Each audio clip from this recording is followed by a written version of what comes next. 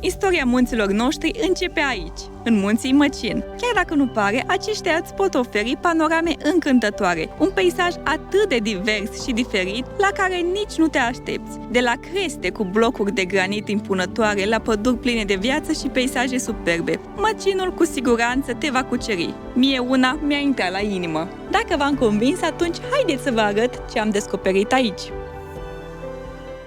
Ei, da, bună dimineața! Eu vă salut din munții Măcin. Am plecat în căutarea mai multor atracții, nu neapărat a Bujorului, deși cel mai probabil nu o să-l întâlniți, că e deja trecut. Sunt aici de această dată cu familia, dar pe acest traseu sunt singură, pentru că este foarte, foarte dimineață.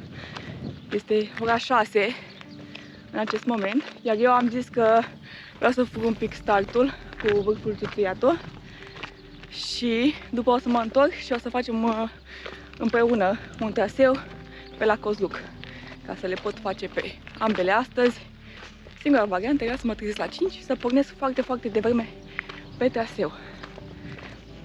Sunt pentru a 3-a oară în munții Măcin și pentru a 2-a oară o să urc pe vârful Tutuiatu. Data trecută, când am urcat pe Tutuiatu, mi-a plăcut foarte mult panorama.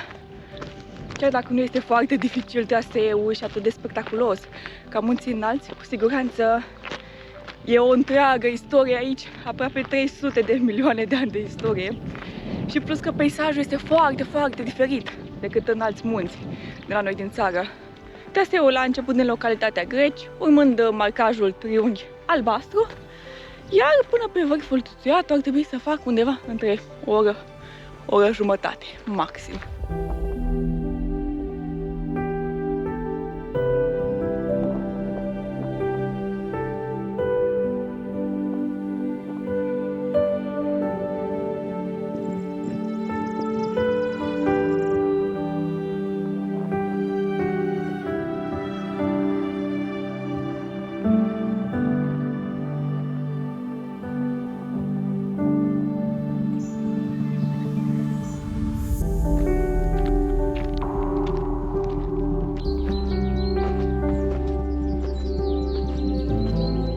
Într-un fel mă bucur foarte mult că astăzi este înnorat, pentru că dacă era soare și pe acest traseu, probabil că era foarte, foarte, foarte cald.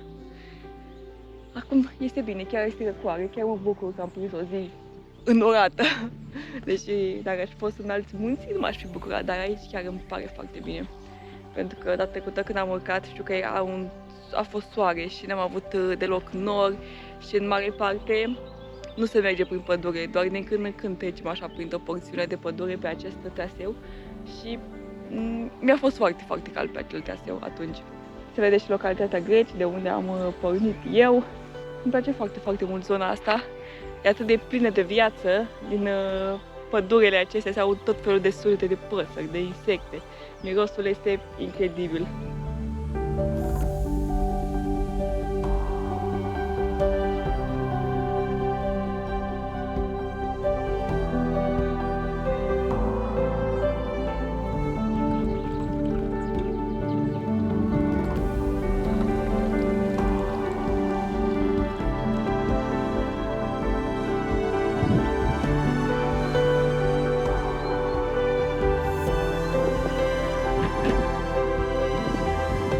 Ia uitați ce am eu acolo jos. Da, câțiva bujori. Acești bujori sunt cumva în spatele vârfului, adică e vârful Tutuiatu și apoi în spate o să vedeți o potecuță prin pădure. Când mergeți un pic pe ea, o să întâlniți bujori. În mare parte sunt trecuți acum. Când am ajuns eu, însă am mai găsit vreo 3-4 încă înfloriți.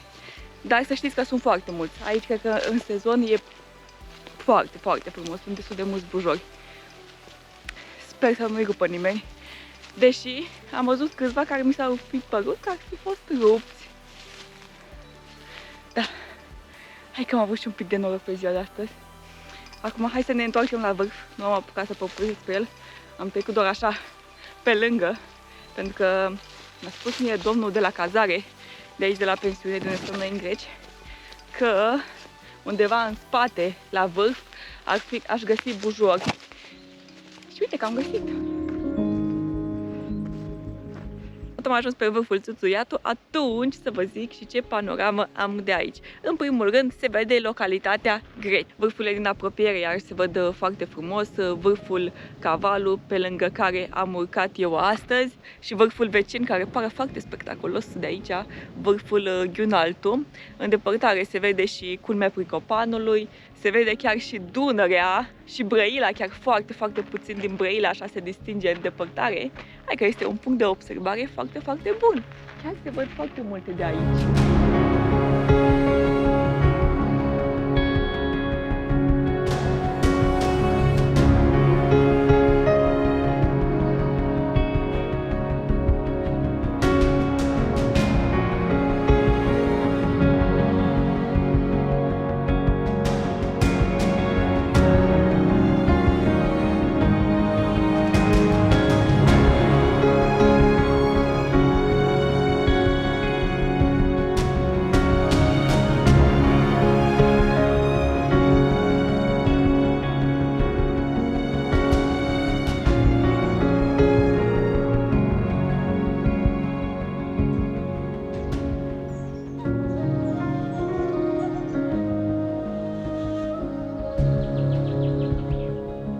De pe vârf am propun să cobor pe un alt traseu, plus câteva opriri, bineînțeles, scurte, și anume pe dealul cu drum.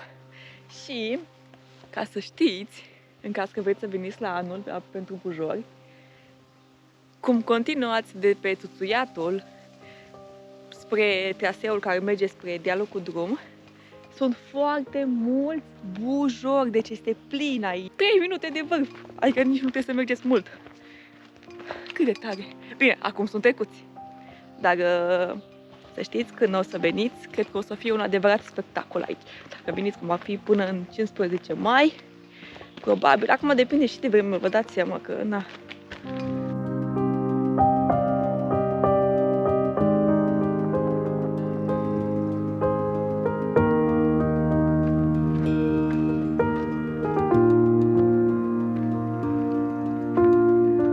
Inițial am zis că mă duc și eu pe vârful vecin să văd cum se vede, că mi se pare așa spectaculos, foarte stâncos, cu blocuri de acestea de granit. Am zis, mă duc să văd cum se vede de acolo. Și când ajung aici, surprins să mă văd că văd că și pe acesta scrie Țuțuiatu pe stâncă. Și la acela, pe indicator, tot Țuțuiatu scria. Bine, dacă te uiți de jos, ăsta e mai țuțuiat decât ăla pare mai plat. Ăsta e mult mai stâncos, așa, și pare mult mai țuțuiat când l-am văzut de jos din localitate. Ăsta pe harta apare ca Ghiunaltu. Nu știu exact cum se citește. Da, dar e foarte, foarte frumos și acesta. Este mult mai stâncos, mult mai abrupt ca celălalt. Privește este cam aceeași, un pic diferit. Aici se vede foarte frumos spre Greci, spre localitatea Greci, spre restul culmilor din Munții Măcin, spre celălalt Țuțuiatu. Chiar o să mă interesez să văd care este povestea aceea. Data trecută când am fost, pe o stâncă acolo era scris Țuțuiatu. Data asta era șters Țuțuiatu de acolo și văd că e scris aici, pe acesta. Mă gândesc că poate s-a crezut mult timp că acela era Țuțuiatu, când de fapt acesta era Țuțuiatu. Dar atunci de ce mai scrie pe indicatorul acela de ca vârf, știi unde este steagul? Tot Țuțuiatu. Asta nu înțeleg eu.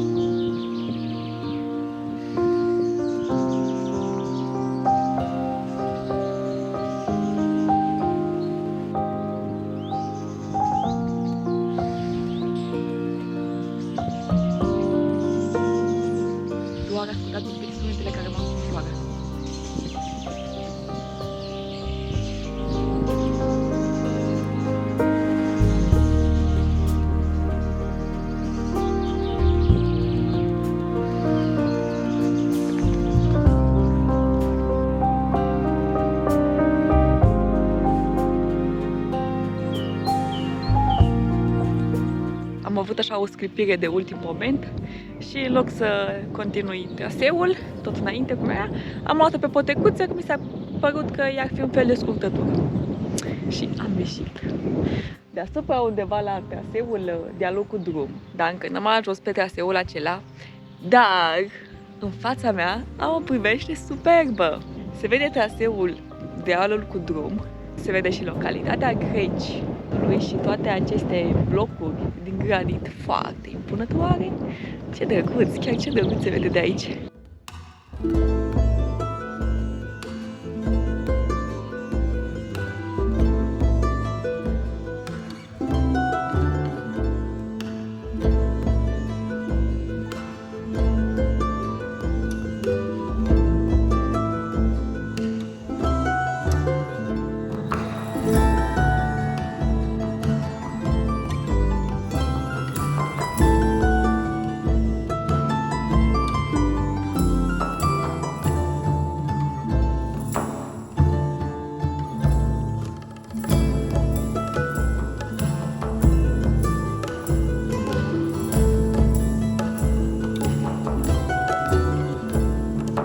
Am ajuns la traseul marcat pe dealul cu drum și din ce am văzut este comun cu Poveștile Măcinului, cel puțin pe această porțiune.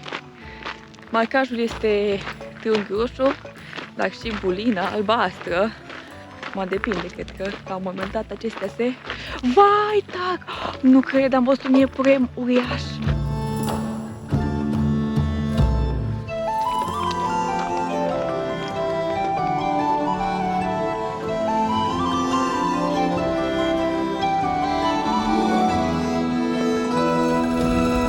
Noroc și până acum am prins traseul foarte, foarte liber. Am fost aproape doar eu. Acum, pe această coborâre am început să întâlnesc și oameni, grupuri de oameni. Traseul se aglomerează. Asta e avantajul, să începem traseul la ora 6. Pentru că este foarte, foarte liber și poți să-l ai doar pentru tine și să te bucuri de liniște, de peisaje, de orice.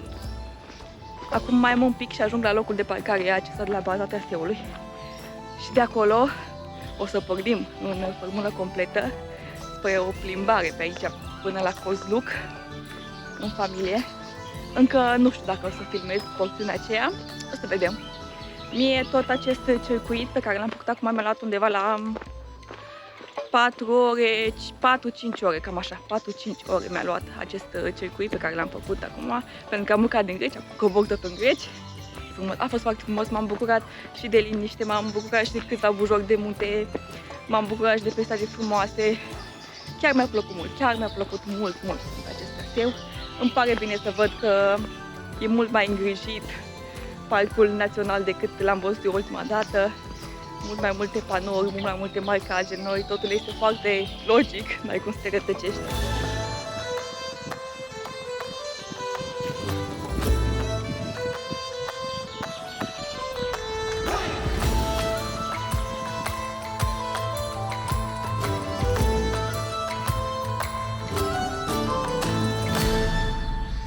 Cum revin cu o concluzie din această zi, între timp noi am făcut și traseul Cozluc, însă traseul acesta nu a fost atât de spectaculos pe cât a fost ce am făcut eu de dimineață și nu am avut nici noroc de bujori, a fost foarte, foarte aglomerat, deci am întâlnit cu zeci de persoane, deci chiar a fost foarte aglomerat și s-a mers pe unele părți mai greu, dar asta a fost.